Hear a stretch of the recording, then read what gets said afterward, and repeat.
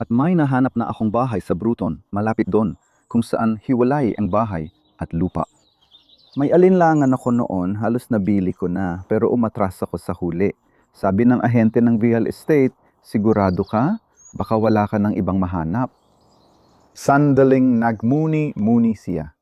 Bigla niya naisip, teka lang, naghalungkat siya sa drawer at doon nakita ang maalikabok na lumang dokumentong tinatawag na home acres. Nandun lang ito ng 2 taon. Wala talagang may gusto.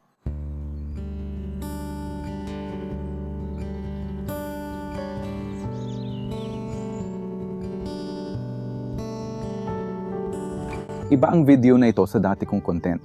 Tinitingnan dito ang pagbabago ng home acres sa 10 taon. Halos eksaktong 10 taon na mula nang dumating ako dito noong Oktubre 2012 at tinitingnan muna natin kung ano ang itsura ng bahay noon at kung paano ito nagbago bilang sentro ng ari-arian.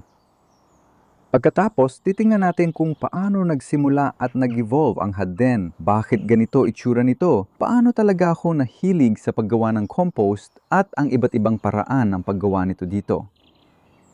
May 1 o 2 pang gusali gaya ng kubo sa gilid ng ari-arian na hindi ko nababanggit.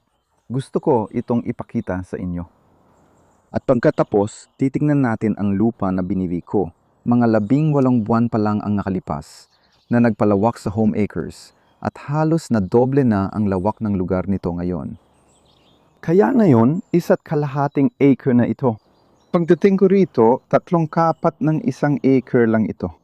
At medyo mahirap hanapin ito dahil naghahanap ako ng bagong harden, bagong bahay. At dito sa paligid, medyo mahigpit ang merkado ng mga ari-arian. Hindi ganong marami ang available.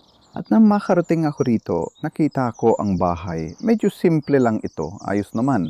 Pero medyo mahal din. Parang halos 400,000 libra ang hinihinghing presyo para sa isang bahay na hindi naman maganda. Medyo maliit. Maliit talaga. Maganda ang lupa sa paligid nito at iyon ang gusto ko. Kahit hindi ito kanais-nais para sa karamihan. Dinala ko ang palako para tingnan ang lupa. Sabi ng ahente na yung lang ako nakakita ng may dalang pala pag tinitingnan ang bahay. Naghukay ako ng maliit na butas at maganda ang lupa. Kalaunan, nalaman kong dating taniman ito ng gulay. Kaya sa ngayon ayos naman, pero pagdating ko sa bahay, hindi siya maganda at tirhan, medyo malamig at mamasa-masa. Naisip ko, simple lang talaga dito. Maganda sana kung may gusali sa timog na bahagi at medyo mas mainit at tuyo. Gumawa ako ng sketch at nalaman kong kontratista si Mark na nakatira sa tapat. Dinala ko ito sa kanya at tinanong, paano kung gawin natin ito? At sabi niya, kaya kong gawin yan. Sabi niya, alam mo, kakalipat lang daw niya doon. Sabi niya, iniisip ko ngang bilhin ang home acres. Sabi niya, kung akong bumili, biniba ko na at pinalitan ng bagong bahay. Kaya, sige, hindi yon magandang paglalarawan ng kalagayan ng bahay noon. Ayos lang talaga. Ayokong palabasin na pangit kasi komportable ang bahay. Pero dahil sa conservatory, naging mas maganda ito. At naging parang no-dig HQ na rin yun. Kasabay ng mga pagbabago sa loob ng 10 taon, magkakaugnay ang lahat ng iyon. Magkasabay ang pag-unlad ng ari-arian at lalo na ang trabaho ko sa pagtuturo at ang paglawak ng naabot ko dahil sa social media. Una akong gumawa ng video dito 9 taon nang nakalipas. At malaki ang naging pagbabago sa buhay ko sa panahong yon. At yan ang maipapakita ko sa inyo habang tinitingnan natin ang paligid ng ari-arian. Kaya tingnan muna natin kung paano nagsimula ang hardin.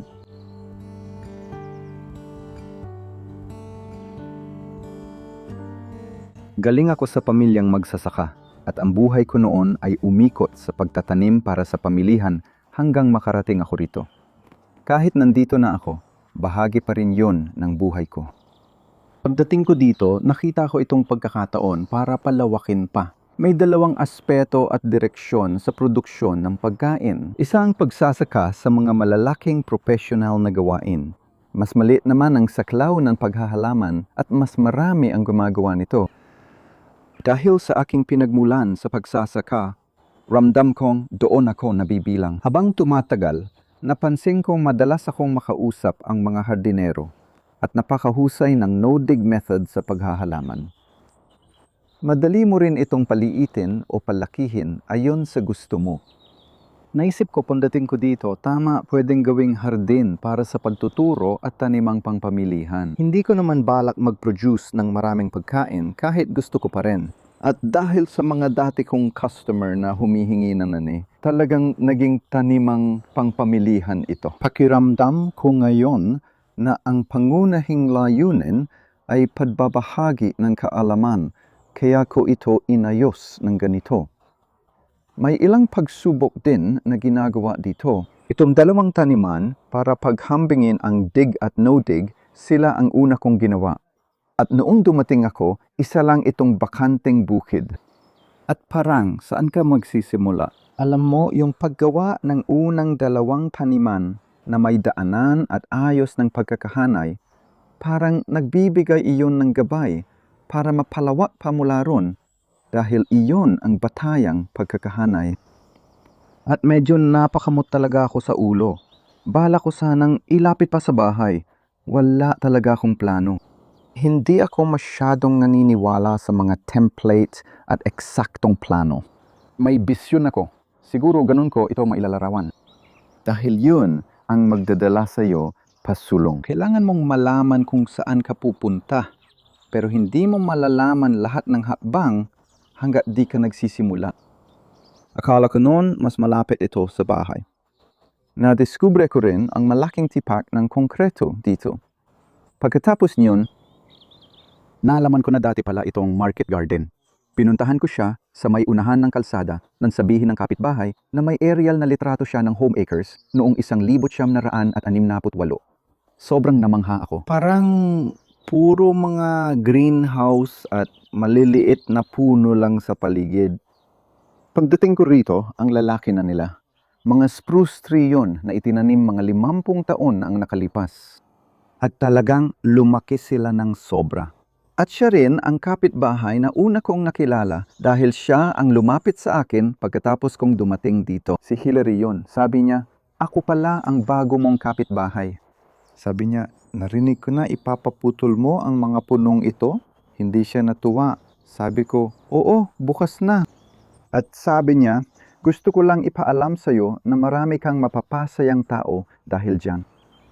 Sige, maganda yon. Talagang lumiwanag ang bahaging ito ng baryo. Pero iyon ay timog kanluran. Medyo lantad dito, kaya pinapasok talaga ng hangin dito. Sa totoo lang, natangay ng hangin ang bubong ng garahe ko nung mismong taglagas na yon. Kaya bahagi talaga yan ng paglipat sa bagong lugar at pag-aaral tungkol dito. At ayos lang naman ang hangin, sa totoo lang. Nakakatulong ito sa pagpapalaki ng magagandang gulay. Doon napunta ang taniman at yun ang naging basehan para ayusin ang lugar noong 2013. Maliit lang ito at hindi ko pa isinama ang buong ari-arian. Unti-unting lumaki ito habang lumilipas ang panahon. Dumami pa ang mga pagsubok. Kabilang na ang susunod nating gagawin, ang paggawa ng compost. Nung dumating ako dito, palagi akong gumagawa ng compost. At malaking bahagi ito ng ginagawa ko. Pero mas interesado na ako ngayon kaysa dati. Nabuo ito kasabay ng proseso ng pagtuturo at komunikasyon. Naglalabas ako ng mga video tungkol sa paggawa ng compost. At napansin ko ang ilan sa mga iyon ang pinaka-popular. Pakiramdam ko, malaki talaga ang tulong nito para magpasimula ng interes at passion sa paggawa ng compost. Mahalaga ito hindi lang sa no-dig, kundi sa anumang uri ng paghahalaman.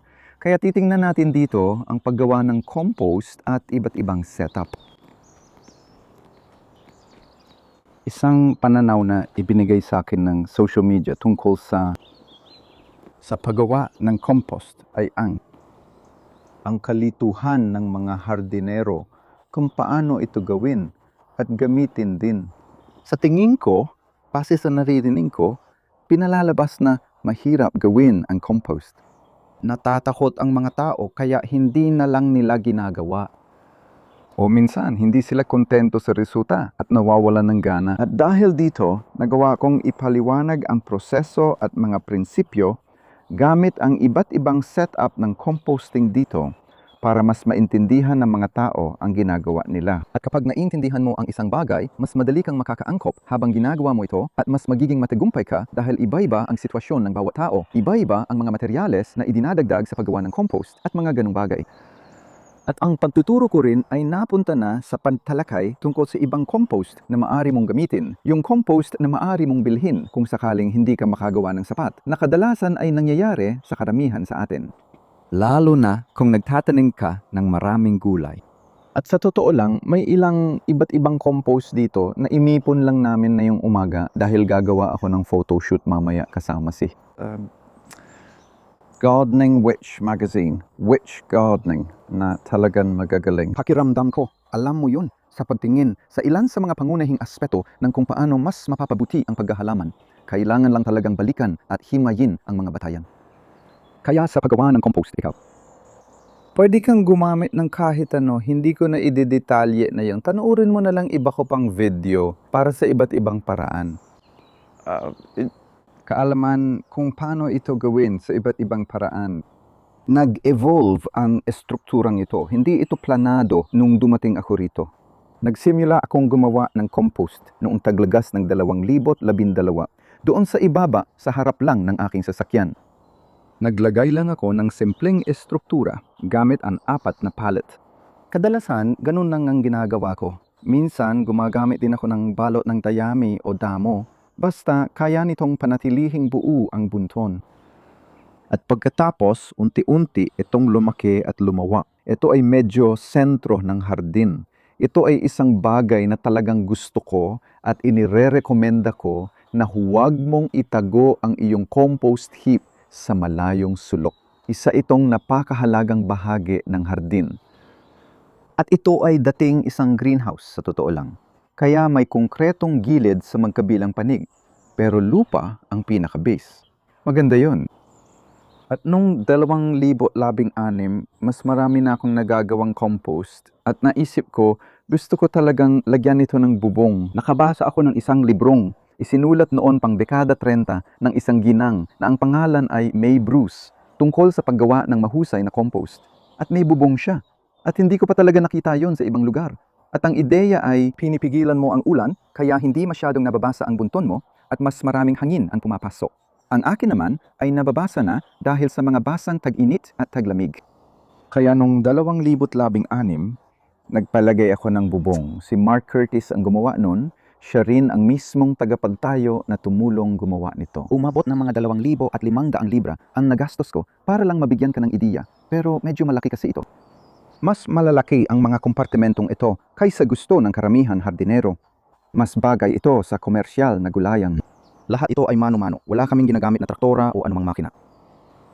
At naisip ko, alam mo, hindi ito angkop para sa mas maliliit na hardin. At noong nakaraang tagsibol, nagsimula akong gumawa ng bagong libro kasama ang Dorling Kindersley Publishers na siya nang naging librong tungkol sa no-dig. At doon ko naisip, sige, pwede tayong gumawa ng mas maliit, mas may kaugnayan sa hardin. Kaya doon, nagmula ang 3 pallet na compost setup na nandyan sa kabila. Kumuha rin ako ng ilang plastic na dalek na tawag namin hango sa seryeng pantelebisyon na Doctor Who sa UK. May mga Amerikanong nanonood na nagtatanong kung ano ang dalek. Kaya, unti-unti itong umunlad at patuloy pa ring nagbabago. At hindi ko alam kung ano ang susunod na mangyayari. Pero sa ngayon, pinapaganda pa namin ang paggawa ng compost at ginagamit ang mga istrukturang ito para makatulong doon. Ngayon, pwede na nating tingnan ang kakaibang istruktura sa kabilang bahagi ng Homeacres Garden.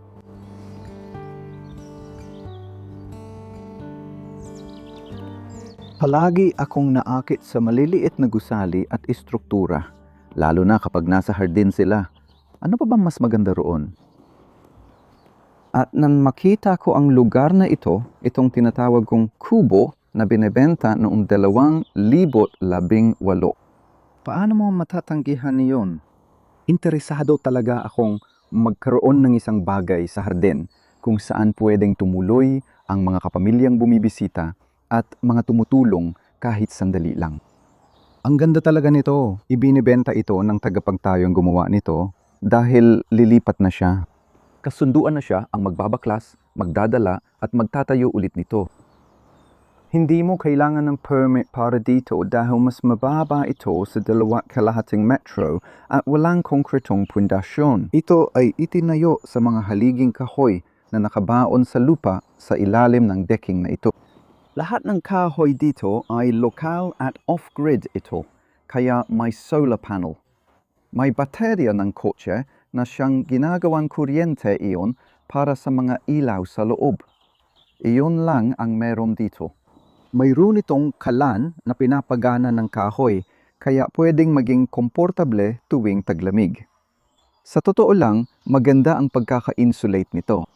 Talagang maganda ang gusaling ito. Gusto ko talagang tumira dito pero hindi ito practical sa trabaho ko. Off-grid kasi, kaya malamang hindi ako makakapaglagay ng router dito at ng mga ganong bagay. Kaya maganda lang talaga itong espasyo na meron sa hardin. Baka tumira rin ako dito palang araw. Malay natin? At naubusan na kami ng espasyo. Alam mo talagang bumagay ito sa isang medyo napabayaan na sulok ng Home Acres na ngayon ay naging tampok na rin dahil nandito rin ang hardin ng mga halamang gamot na ginawa namin. Gumawa kami ng video tungkol doon kasama si Jekka McVicker noong nakaraang tag-init. Bahagi ng trabaho ko ron ang laging paggawa ng bagong taniman. Alam mo na kasi gusto kong ipaliwanag yung no-dig at kung paano ka makakapagsimula. At nauubusan na ako ng lupa sa Home Acres para gumawa pa ng mga bagong taniman. Nahanap namin ang isang maliit at masukal na sulok na maraming damo kung saan kami gumawa ng video kasama si Kevin ng Epic Gardening ilang taon na ang nakalipas.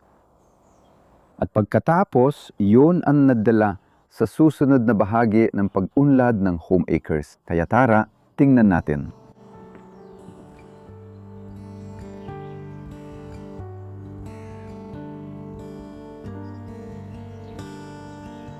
Halos 2 taon na mula nang dumating ang pagkakataon na bilhin ang bukid na ito. At ito ay mula sa kapitbahay kong si Jenny Jackson na nakatira lang dyan sa itaas. At matagal ko na siyang kilala. Anak niya ang nagbenta sa akin ng lupang ito 8 taon bago iyon. Mayroon silang bukirin na dating parte ng Home Acres, ang Market Garden. Tama naman, pero nag-aalangan ako noong una. May parte sa akin na ayaw dito. Parang bagong lupa ito na halos 1 acre o 3,000 at 500 metro kwadrado. Anong gagawin ko dito? Paano ako makakahanap ng oras para maging sulit ang pagkakaroon nito?